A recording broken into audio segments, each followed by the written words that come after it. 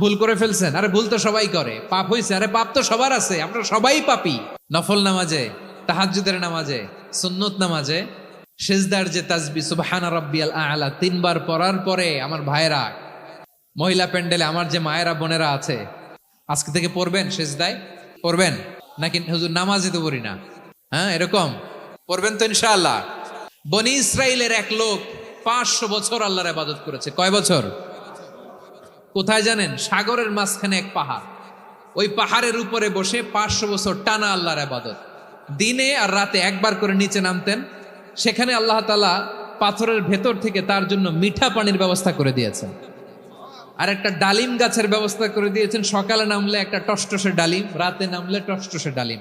এগুলো খেয়ে খেয়ে 500 বছর সে আল্লাহর ইবাদত করেছে। আর সে আল্লাহর কাছে বলেছে, আল্লাহ আমি যখন মারা যাব সেজদারত অবস্থায় যেন মারা যাই।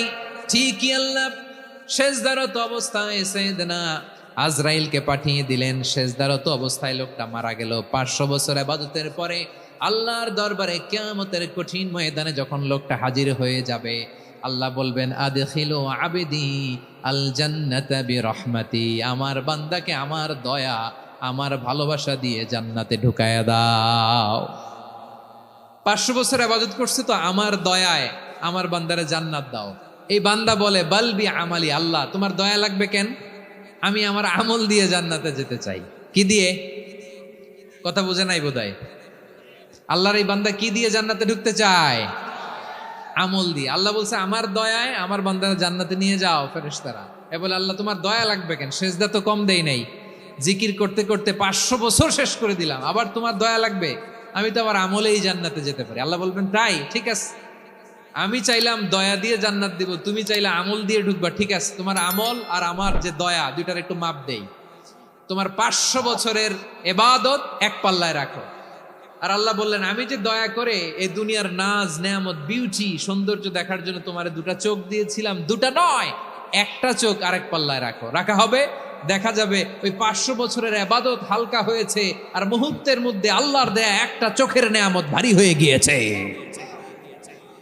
আল্লাহ বলবেন তোমার কথা মতো মাপ দেয়া হলো, এবার ফলাফল দেখো। হিসাব বলে তুমি এখন জাহান্নামে যাবা, go to the hell fire, যাও এবার জাহান্নামে যাও। মাপ জোখে যখন আসছো আমার সাথে হিসাব ক্যালকুলেশন, যাও তুমি এবার জাহান্নামে যাবা। এবার লোকটা কাচুমাচু করে বলে আল্লাহ আমি বুঝি নাই, আল্লাহ আমি বুঝতে পারি নাই, খেয়াল করি নাই, তুমি আমারে ক্ষমা করো, তুমি আমারে মাফ করো। ও আল্লাহ এবার আমি টের পেয়েছি, এবার আমি বুঝতে পেরেছি তোমার দয়া ছাড়া দুনিয়ায় কেউ জান্নাতে যেতে পারবে না, কেউ পারবে না। আল্লাহ বললেন ওরে গোলাম তুই তো কিছুই ছিলি না, অস্তিত্বহীনতা থেকে তোরে অস্তিত্বে আনলো কে? ওই ছোট্ট শুক্রাণু থেকে মায়ের পেটে 9 মাস ধরে খাবার দিয়েছে কে? আবার